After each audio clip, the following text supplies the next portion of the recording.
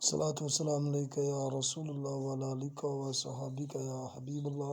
الصلاۃ والسلام علیکہ یا نبی اللہ وعلی آلکہ و صحابکہ یا نور اللہ۔ السلام علیکم ورحمۃ اللہ وبرکاتہ۔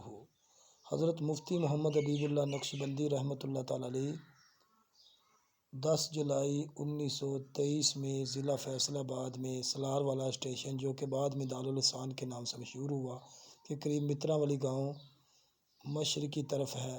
مفتی صاحب وہیں پیدا ہوئے۔ مفتی صاحب ایک مرد درویش حضرت میاں بڈھا خان چغتائی کے گھر پیدا ہوئے۔ محمد حبیب اللہ نام رکھا گیا۔ اپنے بہن بھائیوں میں سب سے چھوٹے تھے۔ پیار و محبت سے سب ان کو بلا کہا کرتے تھے۔ بچپن اور لڑکپن کے حالات نہیں معلوم ہو سکے، صرف اتنا پتہ چلا کہ توکل رب ذوالجلال پر بہت تھا۔ آپ فرماتے ہیں کہ ہرس ایسی بیماری کہ اگر انسان کا منہ اس قدر بڑا ہو جائے کہ ایک ہونٹ زمین پر لگ جائے، دوسرا آسمان پر جا لگے،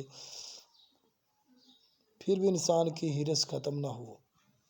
آپ کے پاس ایک مرد درویش کا آنا جانا تھا جن کا نام سائیں شمس الدین رحمۃ اللہ تعالیٰ علیہ تھا۔ اس سلسلہ نقشبندی میں چورا شریف کے فیض یافتہ خان میں سے تھے۔ جب آپ جوان ہوئے تو قرآن پاک حفظ کرنا شروع کر دیا۔ اس کام کے لیے برج کلاں چلے گئے۔ وہاں عالم دین حافظ قرآن سید مقبول شاہ سے قرآن کریم پڑھنا شروع کیا۔ حفظ کرنے لگے۔ سورہ بقرہ ایک ماہ میں حفظ کر کے چلے آئے۔ والد صاحب سخت ناراض ہوئے کہ اتنی جلدی کیوں گھر آ گئے۔ فرماتے تھے کہ ایک دن میں سورہ یوسف یاد کر لی تھی۔ 26 ربیع ثانی کی 18 اپریل 1947 میں قرآن کریم حفظ کر لیا۔ آواز میں رعب تھا، انداز اتنا میٹھا تھا کہ جب بھی قرآن کریم نماز میں پڑھتے تو لوگ مسحور ہو جاتے کہ ہمیں پاکستان سے پہلے گوجرانوالہ کے قریب کھوکھر کے میں قرآن کریم سنایا کرتے تھے۔ 2-3 میل تک آپ کے قرآن پڑھنے کی آواز جایا کرتی تھی۔ آپ فرماتے اگر عیسائی بھی قرآن نہ سنے تو قرآن پڑھنا چھوڑ دوں گا۔ قرآن کریم کی تلاوت تہجد کے وقت، نماز فجر، بعد ظہر کے عموماً تلاوت فرماتے۔ قرآن کریم حفظ کرنے کے بعد پنجاب یونیورسٹی لاہور سے فارسی کے امتحانات میں اعلیٰ پوزیشن میں کامیاب ہوئے۔ اس کے بعد درس نظام کی تکمیل کے لیے دارالعلوم انجمن حزب النواف لاہور میں داخل ہوئے۔ اس زمانے میں دارالعلوم اندرون دلی میں تھا۔ وہاں علامہ ابوالبرکات سید احمد شاہ قادری سے درس حدیث لیا۔ سنت پر جو سنہ درج ہے وہ 1371 ہے۔ تعلیم مکمل کرنے کے بعد 26 ستمبر 1950 12 اسوج 13 ذی الحجہ کو نکاح ہوا۔ درس نظامی کے فراغت کے بعد آبائی گاؤں کے قریب موزہ گڑتل میں درس و تدریس، امامت، خطابت کا سلسلہ شروع کیا۔ کچھ عرصہ وہاں قیام کیا۔ وہاں کے قیام کے دوران ایک مرتبہ مولانا سردار احمد صاحب رحمۃ اللہ تعالیٰ علیہ کی موجودگی میں تقریر فرمائی۔ وہاں جلسہ تھا۔ حضرت محدث اعظم جلسے کی فراغت کے بعد آپ سے فرمانے لگے اتنے فاضل شخص کو دیہات میں نہیں رہنا چاہیے، علم کم ہوتا ہے۔ حضرت محدث اعظم نے نواب شاہ جانے کا حکم دیا جو کہ صوبہ سندھ میں ہے۔ آپ لاہور آ کر اپنے استاد سے مشورہ کرتے ہیں، محدث اعظم کا ارشاد سناتے ہیں، جس پر استاد محترم نے آپ کو نواب شاہ جانے کی اجازت دے دی۔ کچھ عرصہ جامعہ مدینہ نواب شاہ میں امامت و خطابت کے فرائض سر انجام دیے۔ پورے علاقے میں اللہ نے بڑی عزت و شہرت سے نوازا۔ بعد میں والدین کے حکم سے ضلع شیخوپورہ کا علاقہ جو کہ اب ضلع ننکانہ صاحب منڈی باڑ برٹن میں شامل ہے، منڈی باڑ برٹن میں خطابت کے فرائض سر انجام دیے۔ 1962 میں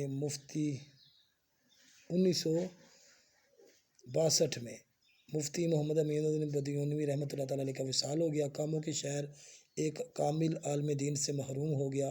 کاموں کے مشہور معروف سیاسی شخصیت الحاج لطیف احمد چشتی اپنے احباب سمیت مرکزی دارالعلوم رضوان الانفال لاہور میں تشریف لائے اور ان سے خطیب کا مطالبہ کیا مسجد کے لیے گلا منڈی کی خطابت کے لیے کوئی خطیب عطا کریں۔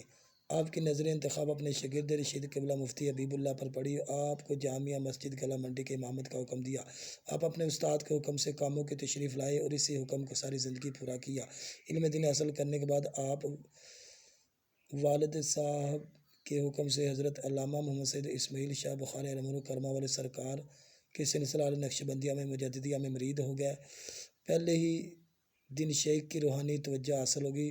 کاموں کی تشریف لانے کے بعد تبلیغ کا سلسلہ مزید وسیع ہو گیا۔ مسجد میں مدرسے اسلامیہ کا نام سے ایک جامعہ کی بنیاد رکھ دی، بغیر معاوضہ کے درس نظامی پڑھانا شروع کر دی۔ یہ مدرسہ روز بروز ترقی کرتا گیا، پھر قدر طلبہ کی تعداد ہوئی کہ گرمیوں کے موسم میں بھی فجر کی نماز کے بعد ظہر تک طلبہ کو اسباق پڑھاتے، نماز فجر کے بعد مسجد میں درس قرآن مجید دیتے، جو اپنی مثال آپ ہوتا۔ ایک ایک آیت کی تفسیر پر کئی دن گزر جاتے۔ درس قرآن 26 یا 29 سال میں مکمل ہوا۔ نماز عصر کے بعد مختصر درس دیتے، جس میں ایک حدیث اور اس کے مطابق کوئی نہ کوئی واقعہ ضرور بیان کرتے تاکہ بات ذہن میں اتر جائے۔ نماز عشاء کے بعد شہر کے تاجر اور اہل ذوق حضرات کی ترجمے کی کلاس شروع کی۔ اس کے ساتھ ساتھ شہر کے دوسرے علاقوں میں درس قرآن ہوتا ہے۔ ایک طویل عرصہ گوسیہ چوک کی مسجد میں ہر جمعہ درس قرآن ہوتا ہے۔ آپ کی دل نشین طریقہ تعلیم سے کئی بدعقیدہ اپنی بدعقیدگی سے تائب ہوئے، نماز کے پابند بن گئے۔ کئی لوگوں نے داڑھی مبارک رکھ لی۔ تبلیغ دین کے معاملے میں کسی کی رعایت نہ کرتے، اپنوں کو تو اپنوں و بیگانوں کی بھی اصلاح کرتے، اپنوں کی بھی کرتے، بیگانوں کو بھی دعوت فکر دیتے، اپنوں کو بھی سنت کی پابندی سکھاتے، لوگوں کو بھی تبلیغ کرتے، یعنی تبلیغی امور میں کسی کا لحاظ نہ کرتے، مصروفیت کے باوجود مکمل حالات پر نظر رکھتے۔ 1972 میں پہلی مرتبہ فریضہ حج کی ادائیگی کے لیے حرمین شریفین حاضری دی، تقریباً 4.5 ماہ وہاں قیام کیا۔ دوران سفر کے کچھ حالات اپنی ڈائری میں بھی لکھے۔ حالات کی تبدیلی کے باعث اپنا علیحدہ مدرسہ بنانے کا خیال ہوا، چنانچہ دارالعلوم رضویہ کی بنیاد ڈال دی، جو کہ منڈیالہ روڈ ریلوے فاٹک کے قریب کاموکی میں موجود ہے۔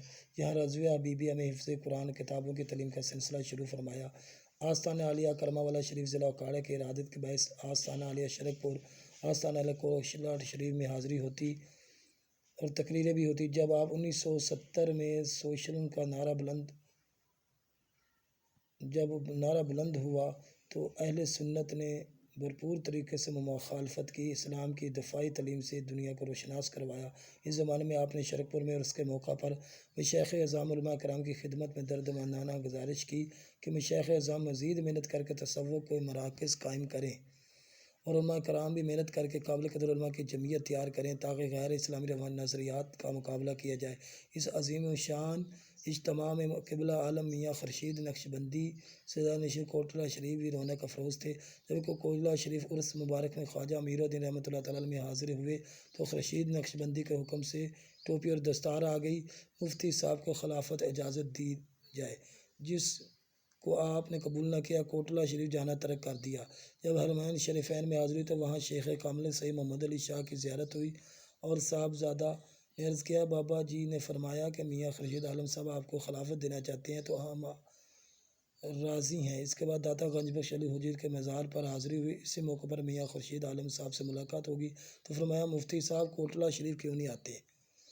عرض کی اپنی کمزوریوں کے باعث حکم فرمایا کہ اس بار عرس پر ضرور آئیں، تو حضرت کے حکم سے کوٹلہ حاضر ہوئے تو اس کے موقع پر آپ کو خلافت اجازت دی گئی۔ خلافت ملنے کے بہت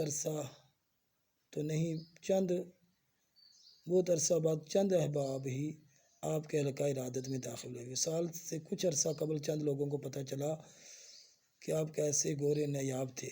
حضرت کرما والا کے وصال کے بعد آپ کے بڑے صاحبزادے بابا جی سید محمد علی شاہ صاحبزادہ نشین ہوئے تو آپ شبانہ روز محنت سے آستانہ عالیہ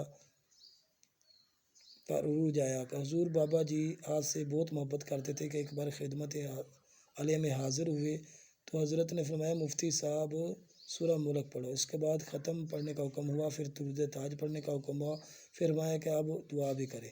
دعا کے بعد ایک جلیبی پکڑی، تھوڑی سی کھا کر باقی تبرک کے طور پر لوگوں میں تقسیم کر دی۔ آپ کے منہ میں ڈال دی، پھر پانی کا پیالہ لیا، تھوڑا سا پی کر مفتی صاحب کو پیش کیا، پھر انہوں نے حاضرین کو تھوڑا تھوڑا پلا دیا۔ محمد رفیق روزنامہ جنگ میں ملازم ہیں، انہوں نے بیان کیا تھا کہ مفتی صاحب کی نظر کرم سے میں پکا نمازی بنا۔ رمضان کا مہینہ تھا، لوگ جوک مسجد میں آ رہے تھے۔ جب میں مسجد میں آیا تو فرمایا، مہمان کو جگہ دو۔ یہ بات میرے دل کو لگی، میں نے خود ہی کہا کہ محمد رفیق اگر تو پابند ہوتا تو مفتی صاحب تجھے مہمان کیوں کہتے؟ اس کے بعد میں پابند بن گیا۔ یہی رفیق صاحب بیان کرتے کہ ایک مسجد میں ایک مرتبہ میں نماز پڑھنے گیا، میرے ہاتھ میں سونے کی انگوٹھی تھی، میں نے سلام پھیرا تو فرمایا محمد رفیق کون سی چیز ہے جو تمہیں کمی ہے؟ اللہ نے ہر نعمت دی ہے، اگر تو یہ سونے کی انگوٹھی نہ پہنے تو کیا ہوتا ہے، یہ سونا مردوں پر حرام ہے، اس دن سے میں نے سونا پہننا چھوڑ دیا۔ ایک حافظ صاحب بیان کرتے کہ ایک مرتبہ آپ کے ساتھ مدرسے آ رہا تھا، راستے میں ایک قلین باف ملا جو سگریٹ کش رہا تھا، آپ نے فرمایا کہ تمہارے پاس 100 کا نوٹ ہے؟ اس نے کہا حضور ہے۔ کہا اسے تیلی لگا دو۔ فرمایا حضور یہ ضائع ہو جائے گا۔ تو فرمایا وہ بھی تو تم ضائع ہی کر رہے ہو، ان پیسوں کا اگر دودھ پیو تو جسم میں طاقت آئے، ان پیسوں سے کوئی چیز کھاؤ، سگریٹ پینا تو مال کو ضائع کرنے کے برابر ہے۔ مفتی صاحب انگریز کے طریقوں کو پسند کرتے تھے، لباس سادہ استعمال کرتے، دوسروں کو بھی سادہ لباس استعمال کرنے کی ہدایت کرتے، دوسروں کو کی زیادتیوں کو برداشت کرتے، آپ سنت کے مطابق ہی لباس پہنتے تھے۔ بلدیہ کاموں کے جناح حال میں یوم پاکستان کی تقریب میں آپ مدعو تھے، پھر وہاں دیکھا تصویر بازی ہو رہی تو آپ واپس آ گئے اور انہیں ڈانٹ پلا دی اور کہا کہ اگر ایسا کام کرنا تو مجھے نہ بلایا کریں۔ آپ تصویر سے سخت منع کرتے تھے۔ آپ نے فرمایا کہ محمد حبیب اللہ محمد رسول اللہ کے حکم سے بڑے نہیں، ہماری بلائی اور عزت تو اسی میں ہے کہ رسول پاک کی اطاعت کرے۔ اس طرح کے کئی لوگوں کو واقعات معلوم ہیں۔ آپ حضرت محمد صلی اللہ علیہ وسلم کی سنت کی مکمل تصویر تھے۔ فرماتے محبوب کریم صلی اللہ علیہ وسلم نے تصویر کی ممانعت کر کے انسانیت کو تذلیل سے بچایا۔ ایک تصویر آج دیوار پر لگے اگلے دن وہی نالی میں پڑی ہوتی ہے۔ اکثر یہ شعر پڑھا کرتے تھے کہ ہر وقت تجھ کو چاہیے توبہ گناہ سے، ممکن ہے تیری آخری اختر یہ سانس ہو۔ سرمایہ اہل سنت عالم بعمل جامعہ شریعت اور طریقت حضرت مفتی صاحب نے اپنی زندگی کا طویل عرصہ سرزمین کاموں کی پر با کردار با غیرت طریقہ اور اپنے بے داغ کردار سے اپنے بگانے سب کو متاثر کیا، غرض کے منصبی کو حسب احسن طریقے سے نبھایا، عشق رسول کا درس اپنے عمل اور کردار سے دیا، تضاد سے پاک رہے، خلوت اور جلوت میں یکسانیت رکھی۔ 27 رجب المرجب 20 دسمبر 1995 کی صبح اہل کاموں کے لیے قیامت صغریٰ بن کر طلوع ہوئی۔ کتاب یاد حبیب میں لکھا ہے کہ رجب کی نماز عشاء ادا کرنے کے بعد تبلیغ دین کے لیے شہر کے قریب ایک دیہات ڈولن میں سلسلہ معراج نبی صلی اللہ علیہ وسلم کے لیے خطاب کے لیے سفر کیا۔ مسجد میں جا کر واعظ فرمایا، حکمت و دانش سے بھرپور وصیتیں تھیں، معرفت خداوندی سے بھرپور درس تھا، گانا بجانا اور دیگر لاہو لعب سے بچنے کی تلقین کی،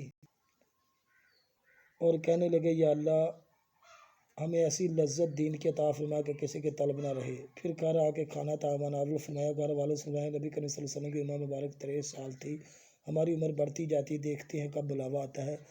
رات معمول کے مطابق جلدی سو گیا، سحری کے وقت نماز تہجد کے لیے اپنی عادت کے مطابق بیدار ہوئے، نماز ادا فرمائی، اپنے رات پورے کی۔ یہ نفلی روزہ تھا، مؤذن نے اذان کہی، آپ نے دوبارہ وضو کیا، وضو کر کے کرنے والوں سے فرمایا کہ بھائی جلدی کرو وقت تھوڑا رہ گیا، مگر وہ خیال کرتے تھے کہ ابھی تو جماعت میں بہت وقت پڑا ہے، مگر کیا پتہ کہ وہ اپنی زندگی کا وقت بتا رہے ہیں۔